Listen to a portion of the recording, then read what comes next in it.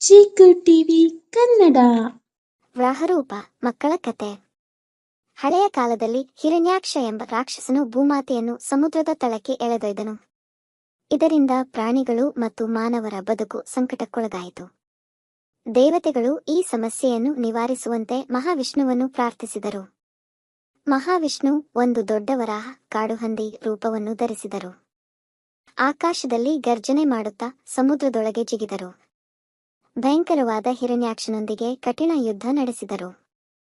ರಾಕ್ಷಸನು ತನ್ನ ಶಕ್ತಿಯಿಂದ ಭೂಮಿಯನ್ನು ತನ್ನ ವಶದಲ್ಲಿರಿಸಲು ಯತ್ನಿಸಿದರೂ ವ್ರಾಹರೂಪದಲ್ಲಿ ಮಹಾವಿಷ್ಣು ಅವನನ್ನು ಸೋಲಿಸಿದರು.